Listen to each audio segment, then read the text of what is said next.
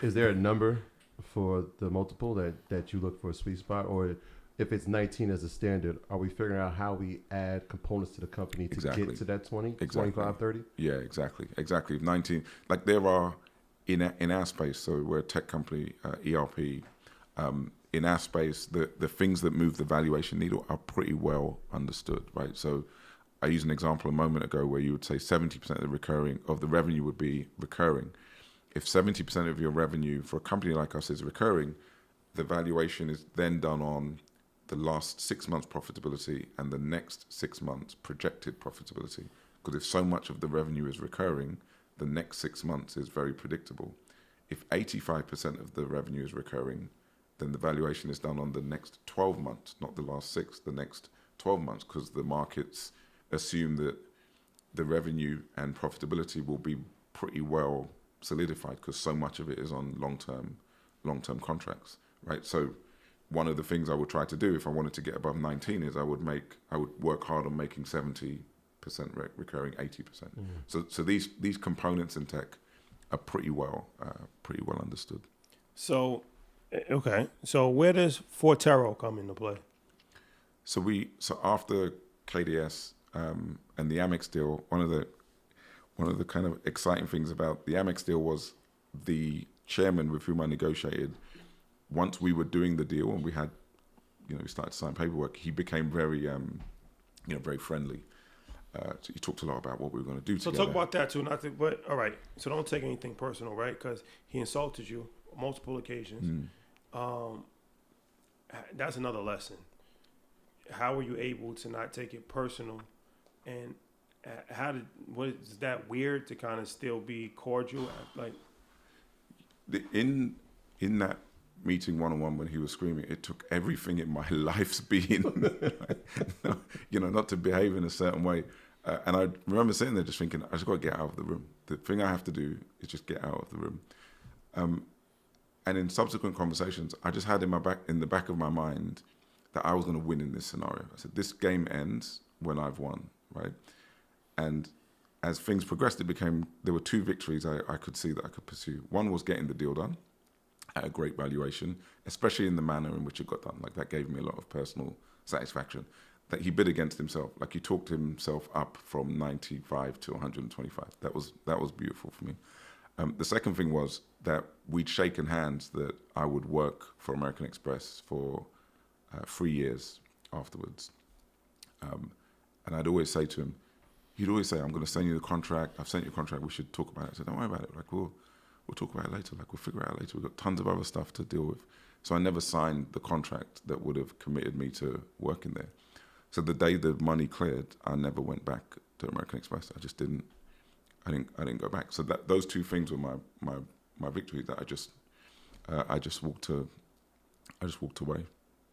okay. So Forterro. Yeah, after KDS, I went to run an Irish tech company, which we sold to Access, which is the UK's largest privately held tech company. And you start in the UK, then you go to France, then you go to Ireland. Yep. So I got to ask you this question. It's the elephant in the room here. When does racism come into play here? Because Europe has been a notorious racist continent for a very long period of time. Everybody knows the history. This is a unique situation.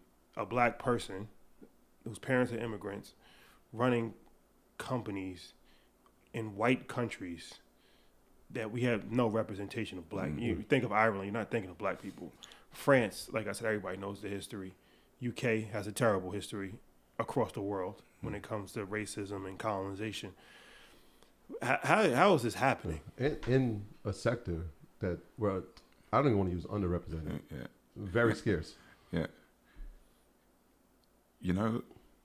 I only have one recollection of a room I was sat in where I was like, oh, okay, this is racism. Like what's happening right now is racism. I've had tons of situations where I think, is it? It doesn't feel right. Like this is, but I couldn't say to you like with my hand on my heart that is the reason this person is behaving poorly. I've had tons of those moments.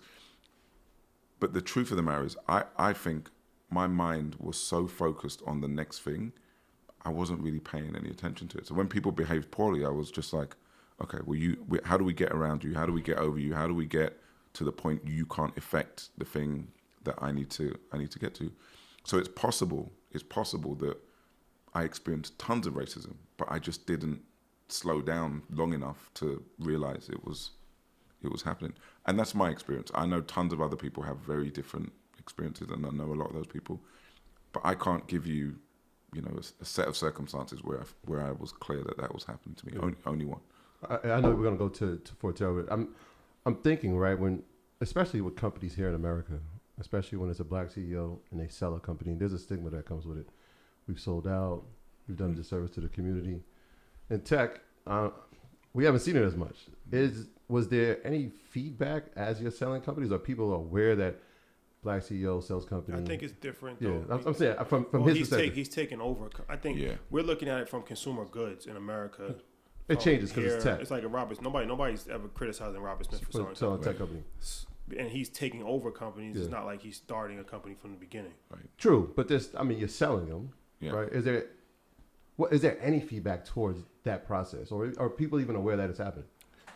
I think to your point, there's a few things that help insulate you from that. One, there's external investment in the company. So if it's an entrepreneur, a founding entrepreneur, especially consumer goods, who sells that company, and they're a big following, they're a big following, they're a big employer in a community. Right. That's where you get some of that. When Vista, Robert Smith's company, is invested, as soon as they invest into a company, everybody knows at some point in time that company's going to get sold. So that helps you.